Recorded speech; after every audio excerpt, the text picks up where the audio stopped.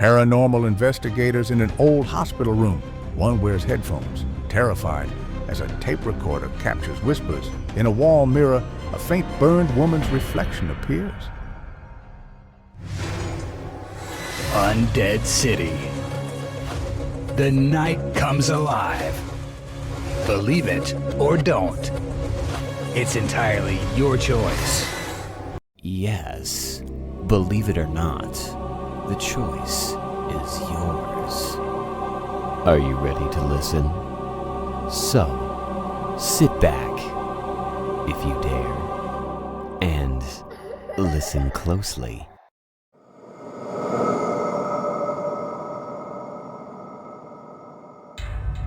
Every step you take follows a path, but what happens when the path you walk isn't meant for the living? 5 people discovered roads that shouldn't exist, hidden trails, abandoned hallways, and shortcuts that led somewhere else. Only 4 returned. 2 tell their stories. Tonight, we walk the ghostly pathways that exist between our world and whatever waits beyond. These aren't stories about getting lost. These are stories about finding something that was looking for you. Pathway 1. The Forest Trail. Mark Stevens knew every trail in Blackwood Forest. As a park ranger for 12 years, he'd mapped them, maintained them, and guided countless hikers safely through them. 3 months ago, after a heavy storm, Mark went to check for fallen trees blocking the paths. The rain had stopped, but fog still clung to the forest floor.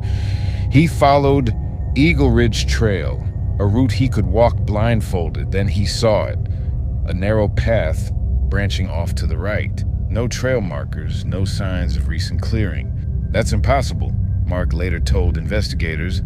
I've hiked this section 1,000 times. That path was never there before. Curiosity got the better of him. Mark took the unmarked path, assuming it was a game trail he'd somehow missed all these years. The path narrowed. The fog thickened. After 5 minutes, Mark realized something was wrong. The forest had gone silent. No birds, no insects, just his footsteps on wet leaves.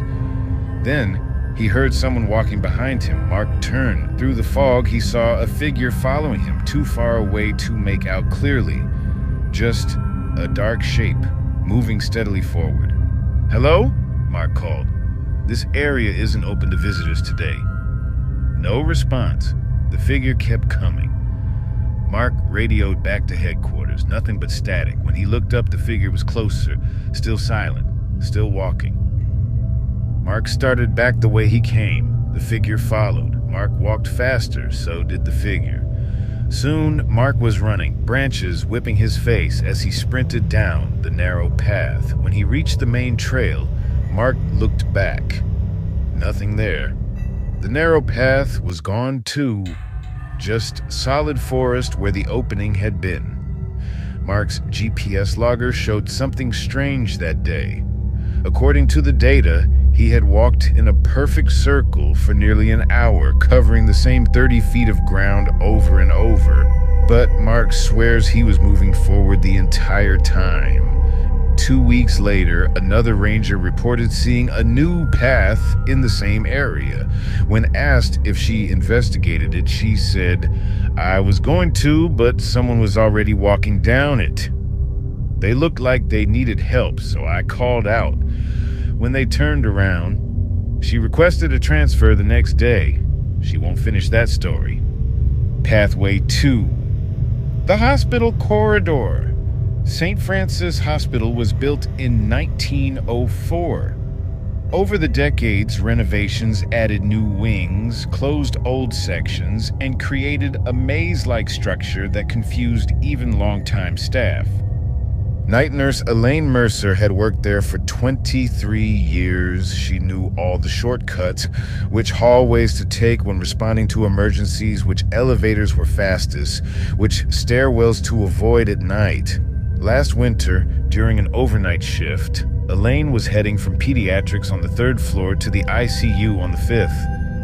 She took her usual route, down the east corridor, through the connecting hallway, then up the service stairs. But that night, The connecting hallway looked different.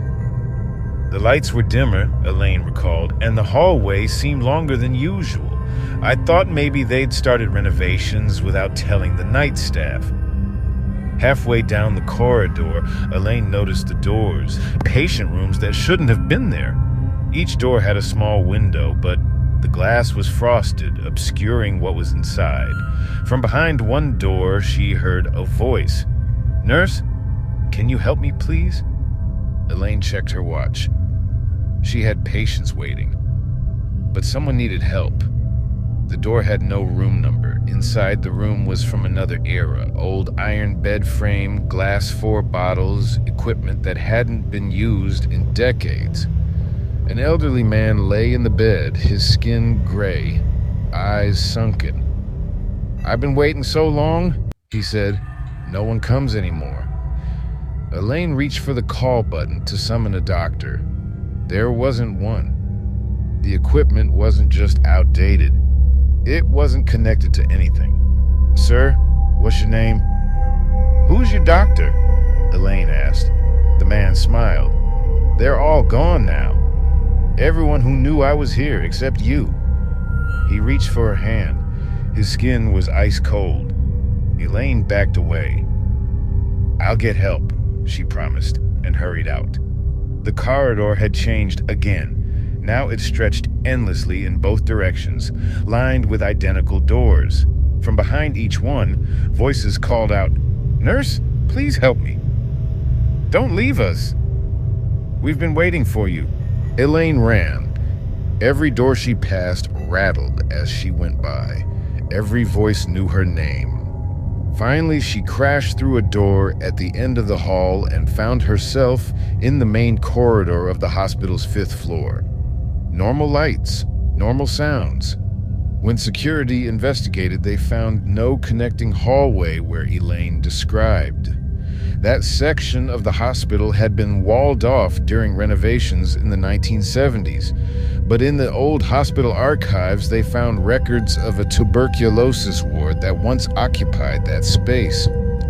A ward where, in 1947, patients were accidentally abandoned during an evacuation drill.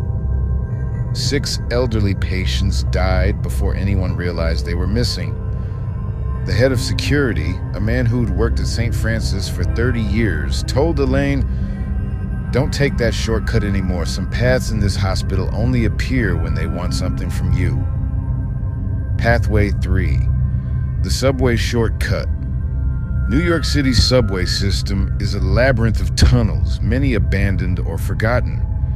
Jason Chen, a graduate student at New York University, discovered one such forgotten path. Jason commuted from Brooklyn to Manhattan daily.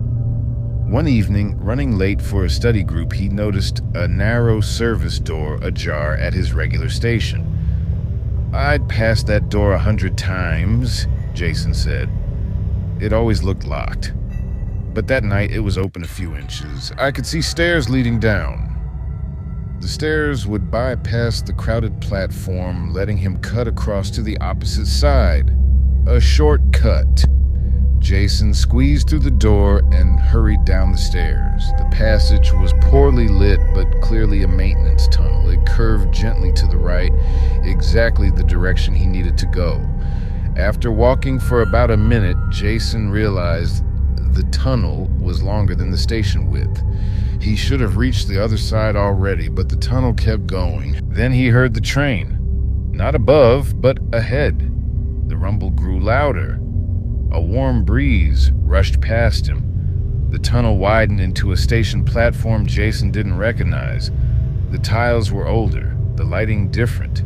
Yellow incandescent bulbs instead of fluorescents. A wooden bench sat against one wall, worn smooth by decades of passengers. A single man stood on the platform facing away, looking down the tunnel. "Excuse me?"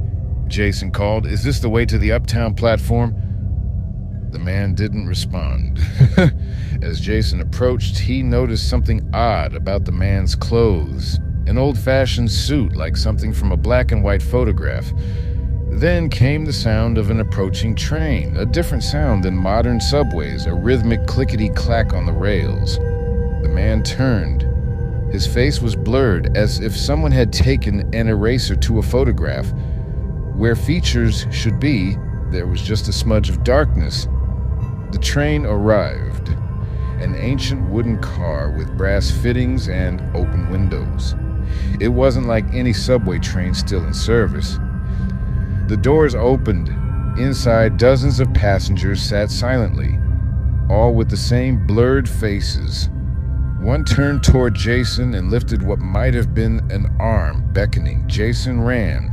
Back through the tunnel, up the stairs, through the service door. He burst onto the regular platform just as his usual train arrived.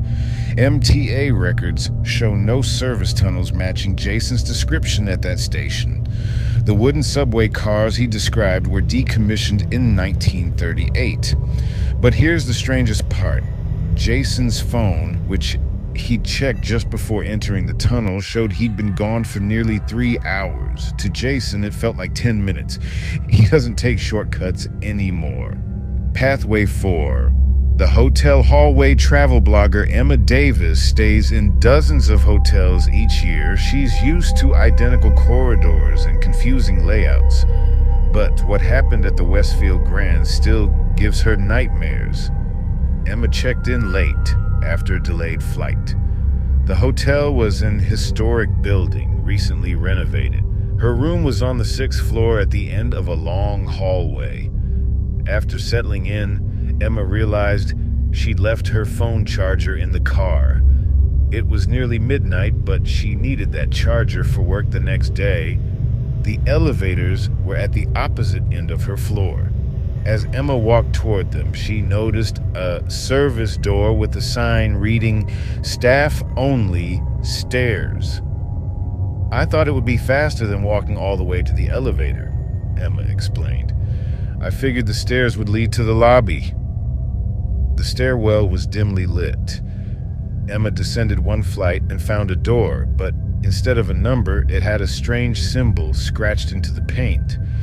She pushed through anyway, expecting to find the 5th floor. Instead, she entered another hallway, wider, with dated wallpaper and old-fashioned light fixtures. "It looked like the hotel before renovations," Emma said. "I thought maybe they hadn't updated this section yet." The hallway stretched longer than should have been possible for the building's dimensions. Doors lined both sides, unnumbered.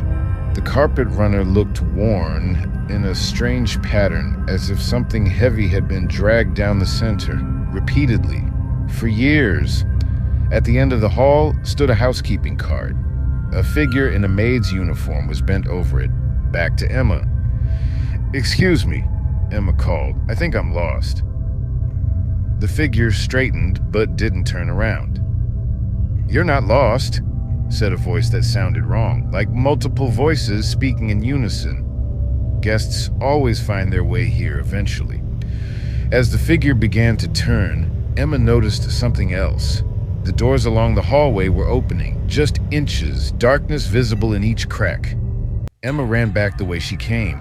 The stairwell door had vanished. Now there was just blank wall. She kept running, the hallway stretching impossibly long before her. Behind, she heard the squeak of the housekeeping cartwheels, following slowly. Emma tried doorknobs as she ran. All locked. Finally, one opened. A linen closet. She squeezed inside and pulled the door shut. Through the keyhole, she watched as the cart wheeled past, pushed by something she refuses to describe completely. She only says his uniform was stained with what looked like decades of something dark and crusty. Emma stayed hidden until morning. When she finally found the courage to leave, she opened the closet door to find herself in the normal hotel hallway, just steps from her room. At checkout, Emma asked about the hotel's history. The clerk mentioned renovations had uncovered a sealed-off section from when the building first opened in 1923. There was a scandal back then, the clerk said. A housekeeper murdered several guests. They walled off that entire section afterward. When Emma described the hallway she'd found, the color drained from the clerk's face. "That's impossible," he said. "That section doesn't exist anymore. It was converted into mechanical space during renovations. There's no way to access it now." Emma's room had been charged for 3 extra nights she never stayed. According to the hotel's records, she never checked out. Pathway 5. The Road Home. This final story is still unfolding. I can only tell you what we know so far. David Miller was driving home from his late shift. A storm had washed out the main highway, forcing him to take back roads through rural countryside he didn't know well. His GPS kept rerouting, taking him deeper into unfamiliar territory. Past midnight, low on gas, David spotted a sign for a shortcut to the interstate. The road was unmarked on his GPS, but it headed in the right direction. David turned onto it. The pavement gave way to gravel, then packed dirt. Trees crowded both sides, branches forming a tunnel overhead. David's headlights barely penetrated the darkness ahead. After 20 minutes, David realized he should have reached the interstate already. He tried checking his phone. No signal. Then his headlights illuminated something on the road ahead, a figure standing motionless in the center of the dirt track. A person with their back turned. David slowed to a stop, 20 feet away. He honked once. The figure didn't move. David rolled down his window. "Hey, you need help?" Slowly the figure turned. In the harsh glare of the headlights, David couldn't make out a face, just a dark shape against the light.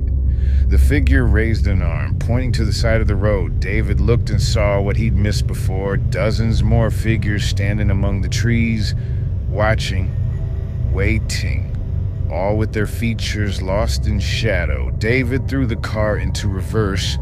The engine died. When he tried to restart it, the battery was dead too. That's when the figure in the road started walking toward him. Behind it, the others emerged from the trees. What happened next comes from the text messages David managed to send once he got a flicker of signal. Car died on back road. People approaching. Something wrong with them. They're all around the car now. Can't see faces. Hundreds of them. They're trying to get in, saying they'll show me the way home. Wait, I know this road. This is Holloway Road. That's impossible. Holloway Road is in my hometown. I'm 200 miles away. One of them looks like Dad. Dad's been dead for 10 years. They're saying I can see him again. Just have to follow the road all the way. I think I'm going to get out of the car. That was the last message. 3 days later, David's car was found abandoned on a service road 5 miles from the main highway. No signs of David, no signs of any other road nearby, just dense forest in all directions. The search continues, but investigators are puzzled by one detail. David's GPS showed his car never left the main highway. According to the data, he was still on the interstate when he sent those messages. Whatever road David found that night, it doesn't appear on any map. These 5 pathways all share something in common. They appeared to people who were looking for shortcuts, easier ways, faster routes, paths of less resistance, but some journeys aren't meant to be shortened. Some distances exist for a reason, to keep our world separate from others. The next time you see an unfamiliar door, an unmarked trail, or a road that promises to get you home faster, ask yourself this: what if it's not really a shortcut at all? What if it's a detour designed to lead you somewhere else entirely? I've told you about 5 ghostly pathways tonight, but there are countless others waiting to be found, or perhaps waiting to find you. After all, you never know when an ordinary path might become something else. When the route you've walked 100 times suddenly leads somewhere new. Sometimes the most dangerous journey is the one you think you know by heart.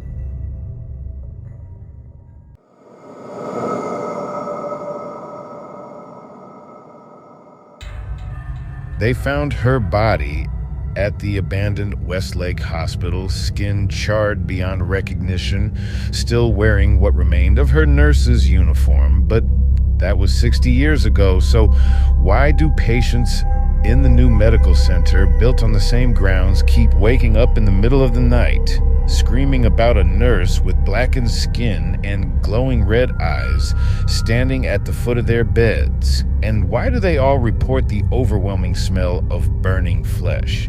The story of the burning nurse begins in 1963 at the old Westlake Hospital. Back then, the hospital was known for its psychiatric ward, where they performed treatments we'd consider barbaric today. Electroshock therapy, ice baths, and even experimental surgeries were common practice. Among the nursing staff was 28-year-old Eleanor Jenkins. Unlike many of her colleagues, Eleanor was known for her gentleness. She would speak softly to patients, sneak in small comforts, and sometimes even helped reduce their medication when she thought the doctors were being too aggressive. This didn't sit well with Dr. Marcus Hoffman, the head psychiatrist. Hoffman believed in harsh treatments to break patients before rebuilding them. He had noticed Eleanor's interference and had warned her several times. On the night of October 17th, 1963, everything changed. A fire broke out in the east wing of the hospital where the most troubled patients were kept. The official report stated that a patient had somehow gotten hold of matches and set fire to his bedding. The fire spread quickly. Most patients and staff managed to evacuate, but Eleanor ran back inside when she realized that several patients were still trapped in the locked ward. She managed to free many of them, guiding them to safety. But on her final trip back inside, something went wrong. Some say Dr. Hoffman locked the door behind her, ensuring she couldn't escape. Others claim it was simply a tragic accident. Whatever the truth, Eleanor was trapped as the flames engulfed the east wing. Witnesses outside reported hearing her screams for nearly 5 minutes before they suddenly stopped. When firefighters finally contained the blaze and entered the building, they found Eleanor's body in the hallway of the psychiatric ward. Her skin was burned beyond recognition. Her uniform melted into what remained of her flesh. But strangely, her face seemed frozen in an expression of rage rather than pain or fear. The hospital was too damaged to salvage. It was demolished the following year, and the land remained empty for decades. But the stories began almost immediately. Construction workers clearing the burned remains reported seeing a figure in a charred nurse's uniform watching them from the ruins. Several fell mysteriously ill with symptoms of smoke inhalation, despite there being no fire. In 1989, families living near the abandoned site began reporting a strange smell of burning flesh on cold nights. Children would wake up screaming about the burning lady standing at the end of their beds. In 2010, Westlake Medical Center was built on the same grounds. Modern, state-of-the-art, it was supposed to be a fresh start for the community. But within weeks of opening, the first incident occurred. An elderly patient in room 217 pressed his call button repeatedly in the middle of the night. When the night nurse finally arrived, she found him pressed against the headboard, eyes wide with terror. "She was just here," he kept saying. "The nurse with the burned face. She tried to touch me with her black hands." Staff dismissed it as confusion or a nightmare, but then it happened again and again, always in the middle of the night, always describing the same figure, a nurse with charred black skin, glowing red eyes where her real eyes had melted away, and the overwhelming smell of burning flesh. Most disturbing were the marks found on some patients, red blistering handprints on their arms or legs, as if someone with burning hot hands had grabbed them. The hospital administration kept these incidents quiet, fearing bad publicity. They brought in priests to bless the building, installed more security cameras, and even had night staff increase their rounds. Nothing helped. Then came the most disturbing case of all. Dr. James Peterson, a 43-year-old surgeon at the medical center, was working late one night. Security footage shows him entering the East Wing stairwell at 2:17 a.m. He never emerged. When security went looking for him at the end of their shift, they found his mobile phone on the stairs, the screen cracked. The phone's last activity was a single photo. Blurry, dark, but unmistakably showing what appears to be a female figure in a nurse's uniform at the bottom of the stairwell. The figure's skin seems to be black and peeling, with 2 points of light where the eyes should be. Dr. Peterson was never found. Hospital staff began to dig into the history of the old Westlake Hospital. They discovered something that hadn't made it into the official records. Dr. Hoffman had been conducting unauthorized experiments on patients, treatments so extreme they'd never be approved. Eleanor had discovered his records and was planning to report him the very day the fire broke out. Even more disturbing, former nurse Gladys Miller, now in her 80s, came forward with a shocking claim. She had seen Dr. Hoffman leaving the East Wing just moments before the fire alarm sounded. In his hand was a gas can. He murdered her, Gladys told a local reporter. Eleanor was going to expose him, so he burned her alive with those poor patients. And he got away with it too. Lived to be 90 years old and died peacefully in his sleep. But peace is something the new medical center never found. The sightings continued, always following the same pattern. The smell of burning flesh, the charred nurse appearing at night, and patients waking with mysterious burn marks.